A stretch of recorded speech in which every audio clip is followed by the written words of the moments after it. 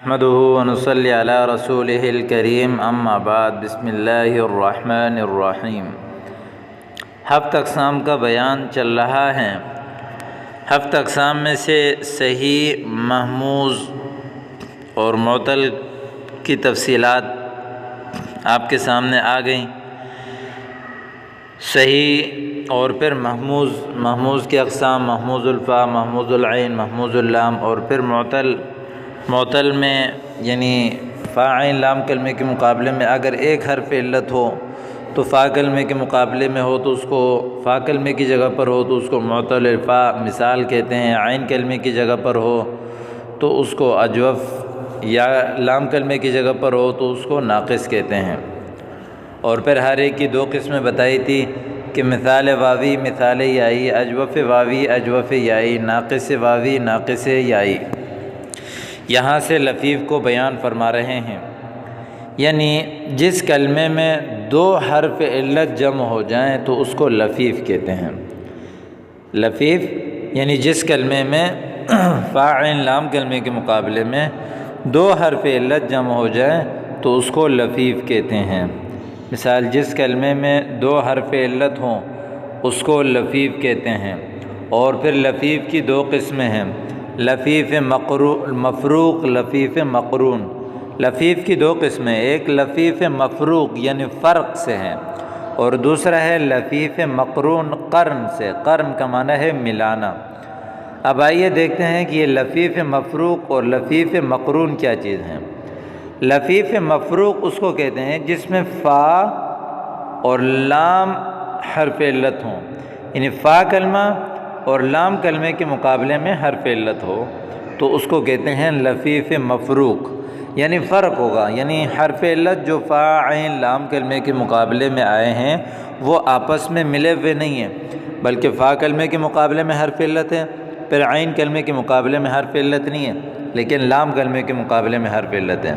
تو اس لیے فرمایا کہ جس میں فا اور لام حرف علت ہوں، مثال جیسے ولیہ، ولیہ بروزن فعیلہ۔ اب یہاں فا کے مقابلے میں واو ہے، عین کے مقابلے میں لام ہے، اور لام کلمے کے مقابلے میں یا ہے۔ یہاں پر آپ دیکھیں گے فا اور لام کلمے کے مقابلے میں جو ہے وہ حرف علت ہے۔ نمبر 2 ہے وحیٌ بروزن فعل۔ یہاں پر بھی آپ دیکھیں گے فا اور لام کلمے کے مقابلے میں جو ہے وہ حرف علت ہے، تو اس لیے لفیف مفروق اس کو کہتے ہیں جس میں فا اور لام کلمے کے مقابلے میں حرف علت ہو، یعنی فا کلمے میں اور لام کلمے میں حرف علت ہو۔ لفیف مقرون قرن سے، قرن کا معنی ہے ملا ہوا ہونا، یعنی جس میں عین اور لام حرف علت ہو، یعنی عین اور لام کی جگہ پر جو ہے وہ حرف علت ہو، یا بالفاظ دیگر عین کلمہ اور لام کلمے کے مقابلے میں حرف علت ہو، جیسے طوا، یہاں پر طوا بروزن فعال۔ آپ یہاں دیکھیں فا کلمے کے مقابلے میں طوا ہے، عین کلمے کے مقابلے میں واو ہے، لام کلمے کے مقابلے میں یا ہے، تو یہاں پر عین اور لام کلمے کے مقابلے میں دو حرف علت ہیں، اور وہ ہیں واو اور یا، تو اس لیے اس کو لفیف مقرون کہتے ہیں۔ یا دوسرا لفظ ہے طیٌ بروزن فعل۔ اس میں بھی آپ دیکھیں فا کلمے کے مقابلے میں طوا ہے، اور عین اور لام کلمے کے مقابلے میں یا ہے، دو یا ہیں، تو اس لیے اس کو لفیف مقرون کہتے ہیں۔ لفیف اس کو کہتے ہیں جس میں دو حرف علت ہوں، وہ دو حرف علت اگر الگ الگ ہو، یعنی فا اور لام کلمے کے مقابلے میں ہو تو اس کو لفیف مفروق کہتے ہیں۔ عین اگر ملے ہوئے ہوں، عین اور لام کلمے کے مقابلے میں ہو تو اس کو لفیف مقرون کہتے ہیں۔ امید کرتا ہوں کہ یہ بھی آپ کو سمجھ آ گیا ہوگا۔ چوتھا ہے مضاعف۔ مضاف آپ دیکھیں، مضاف وہ کلمہ ہے جس میں دو حرف اصلی ایک جنس کے ہوں، یعنی حرف علت کے علاوہ جو دیگر حروف ہیں ان کو حروف اصلی کہتے ہیں۔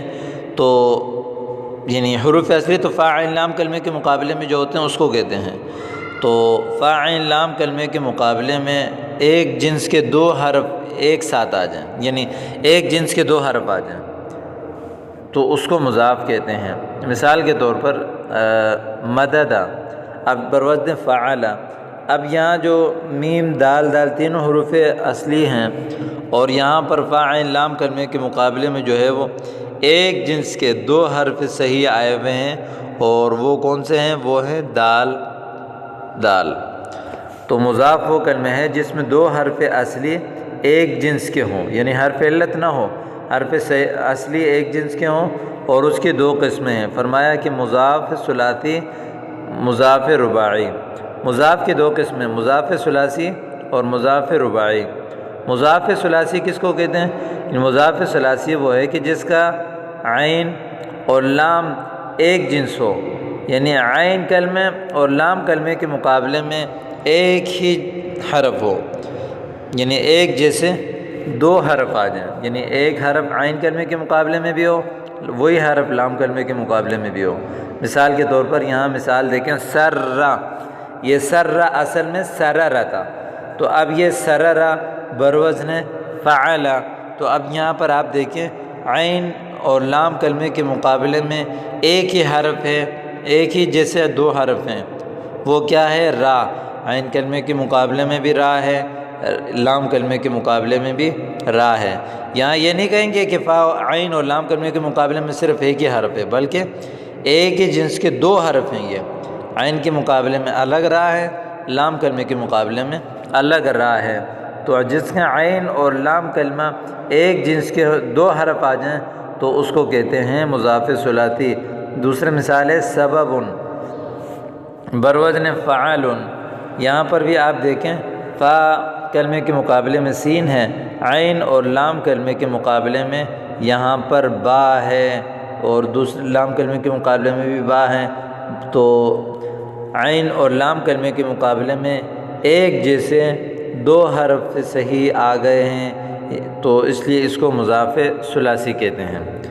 دوسرا ہے مضاف رباعی، کہ جس کا فا کلمہ اور پہلا لام اسی طرح عین کلمہ اور دوسرا لام ایک جنس کے ہوں، یعنی فا اور پہلا لام عین اور دوسرا لام جو ہے وہ ایک ہی جنس کے ہوں۔ مثال دیکھیں، یعنی جس میں فا اور لام اول کے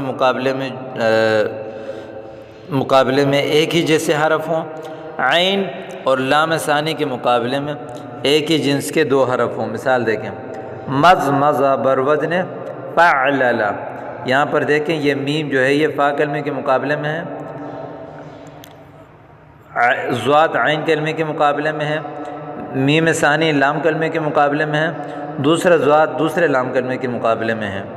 یہ جو ہے رباعی ہے، تو اس میں آپ دیکھیں گے یہ میم یہ فا کلمہ ہے، دوسرا میم جو ہے یہ لام اول ہے، تو فا کلمہ اور لام اول کے مقابلے میں ایک ہی جنس کے 2 حرف ہیں، یعنی میم ڈبل آیا ہوا ہے، اور اسی طرح عین کلمہ اور لام کلمے کے مقابلے میں جو ہے وہ یہاں ایک ہی جنس کے 2 حرف جو ہے وہ ضاد آئے ہوئے ہیں، تو اس لیے اس کو مضاف رباعی کہتے ہیں۔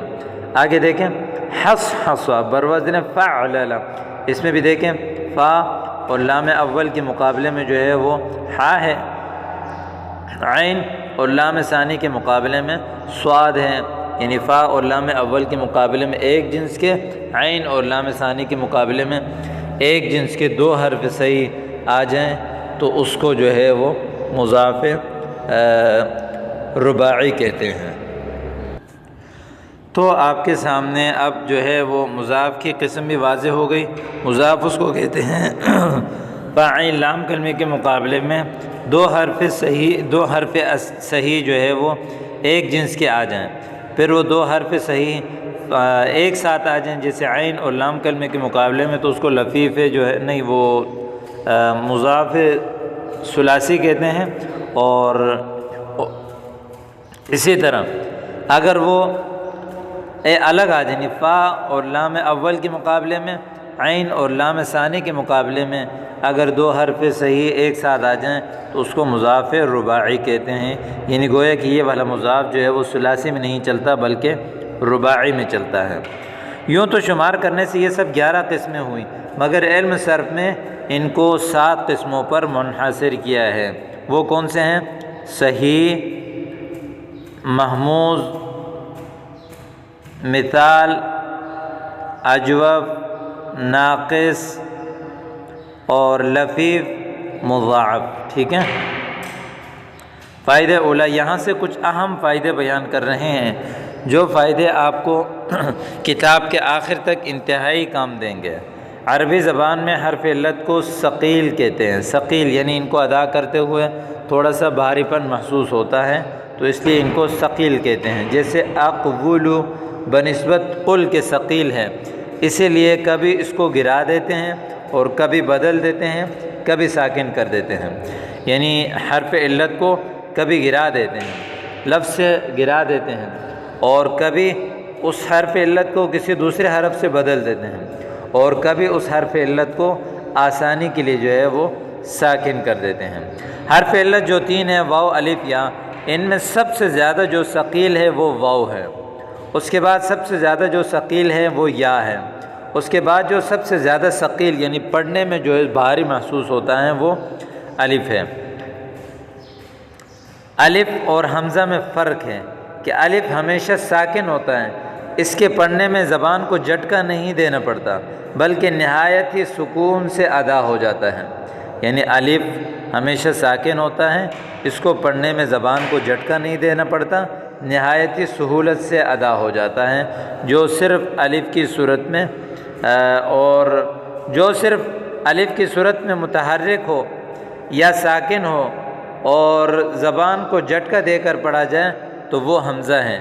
اب جیسے یہاں دیکھیں امرا، یہاں الف تو ہے لیکن متحرک ہے، سأل، قرأ، یا جو ہے وہ ساکن ہے، جیسے رأس، بؤس، ذئب، ان کو زبان کو جو ہے وہ جھٹکا دے کر پڑھا جاتا ہے تو ان کو جو ہے حمزہ کہتے ہیں۔ یعنی جیسے با، تو اس طرح جیسے ہم پڑھتے ہیں نا ذالکا، ذالکا، تو یہ ذال کے بعد الف ہے لیکن الف کے اوپر متحرک یا ساکن نہیں ہے تو لہذا ہم اس کو الف کہیں گے، لیکن اگر الف کے اوپر زبر زیر پیش آ جائے یا جو ہے وہ ساکن آ جائے تو پھر اس الف کو حمزہ کہتے ہیں۔ دوسرا فائدہ، حرف علت جب ساکن ہو تو اس سے پہلے حرف کی حرکت اس کے موافق ہو تو مدہ کہلاتا ہے، یعنی مثال کے طور پر حرف علت ساکن ہے، الف بھی ساکن ہے، یا جو ہے واو بھی ساکن ہے، یا بھی ساکن ہے، تو اس کے پہلے حرف کے حرکت کے موافق ہو تو اس کو مدہ کہتے ہیں۔ مثال الف ہے، الف زبر چاہتا ہے پہلے، مثال کے طور پر الف سے پہلے زبر ہے تو ہم کہیں گے یہ الف مدہ ہے۔ واو جو ہے واو ساکن ہے، واو ساکن ہے تو واو ساکن جو ہے وہ پہلے زبر ضمہ چاہتا ہے کہ میرے سے پہلے پیش ہو، لہذا واو ساکن سے پہلے اگر پیش ہو تو اس کو واو مدہ کہتے ہیں۔ یا ساکن جو اس سے پہلے زیر چاہتا ہے، لہذا یا ساکن سے پہلے اگر زیر ہو تو اس کو جو ہے وہ یا مدہ کہتے ہیں۔ لیکن جب پہلے حرف کی حرکت کے موافق نہ ہو، مثال کے طور پر واو اور یا الف یعنی واو اور یا متحرک ہوں، نہیں ساکن ہوں، واو پر بھی ساکن ہو، یا پر بھی ساکن ہو، لیکن جو ہے وہ پہلے حرف کی حرکت کی موافق نہ ہو تو اس کو لین کہتے ہیں۔ مثال کے طور پر واو ساکن ہے، واو چاہتا ہے کہ مجھ سے پہلے جو ہے وہ ضمہ ہو، پیش ہو، لیکن وہاں اس سے پہلے ضمہ نہ ہو بلکہ زبر ہو تو ہم اس کو کہیں گے کہ یہ واو لین ہے۔ اسی طرح یا ہے، یا چاہتا ہے کہ مجھ سے پہلے جو ہے وہ زیر ہو، لیکن اگر یا سے پہلے زیر نہ ہو یعنی گویا کہ جب زیر نہیں ہوگا تو یا کے موافق حرکت نہیں ہے، جب یا کے موافق حرکت نہیں ہے تو ہم کہیں گے کہ یہ یا لین ہے یا واو لین ہے۔ جب حرف علت کلمے کے شروع میں واقع ہو، یعنی حرف علت واو الف یا جب کلمے کے شروع میں آ جائے تو نہ مدہ ہوتا ہے نہ لین۔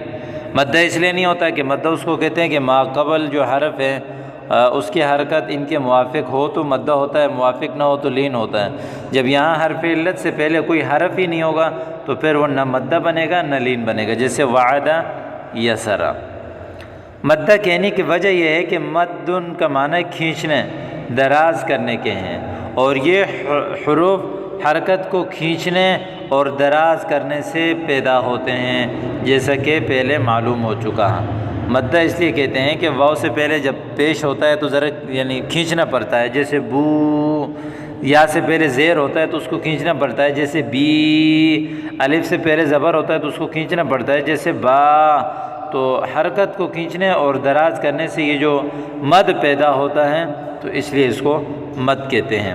لین اس لیے کہتے ہیں کہ لین کا معنی ہے نرمی، یہ حروف سکون کی حالت میں نرمی سے ادا ہوتے ہیں، جب یا سے پہلے زیر نہ ہو، واو سے پہلے پیش نہ ہو تو اس وقت یہ نرمی سے پڑھے جاتے ہیں، ان کو کسی قسم کی کھینچنے کی ضرورت نہیں ہوتی ہے، تو اس لیے ان کو حروف لین کہتے ہیں۔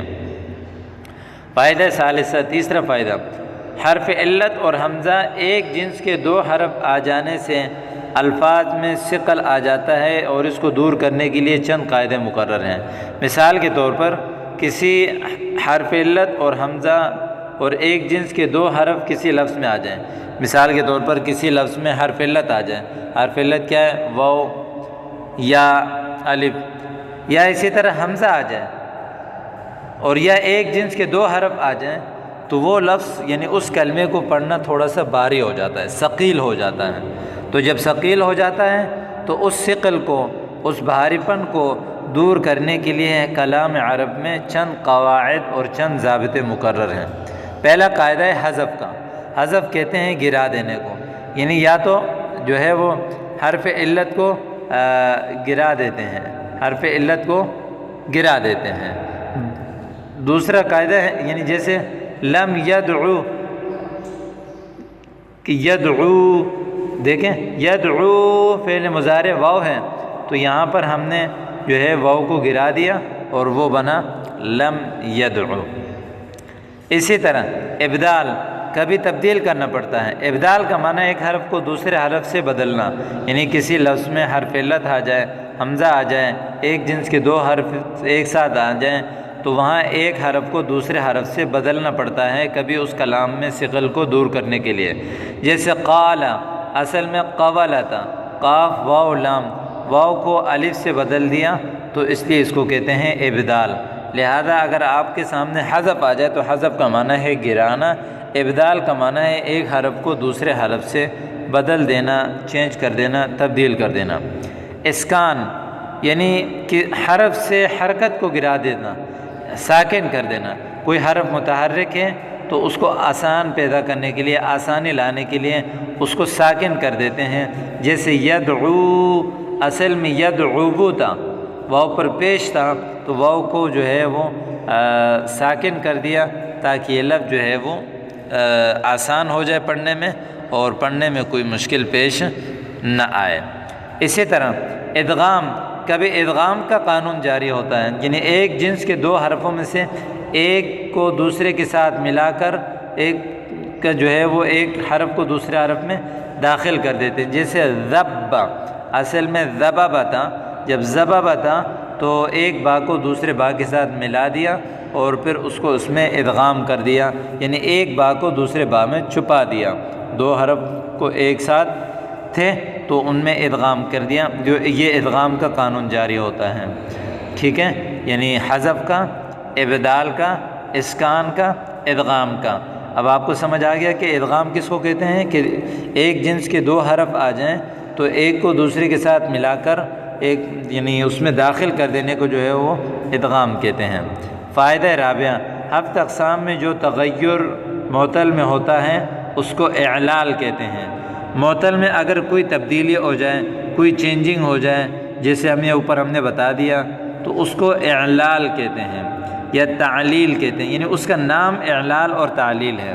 اور جو محموز میں ہو، محموز میں اگر کوئی تبدیلی ہو جائے تو اس کو تخفیف کہتے ہیں، اور جو مضاعف میں کوئی تبدیلی ہو جائے تو اس کا نام ادغام ہے۔ یعنی یہ فائدہ بتا دیا کہ دیکھو ابھی حرف علت آگے آئیں گے تو اس میں ضرور کوئی نہ کوئی تغیر اور تبدیلی آئے گا، ادغام کی صورت میں، اسکان کی صورت میں، یا اسی طرح ابدال کی صورت میں، حذف کی صورت میں۔ اب اگر یہ تبدیلی معتل میں ہو تو اس کو تعلیل کہتے ہیں، محموز میں ہو تو اس کو تخفیف کہتے ہیں، مضاعف میں ہو تو اس کو ادغام کہتے ہیں۔ تو یہاں تک کے لیے آج کا سبق کافی ہے، امید کرتا ہوں کہ آپ کو سمجھ آ گیا ہوگا۔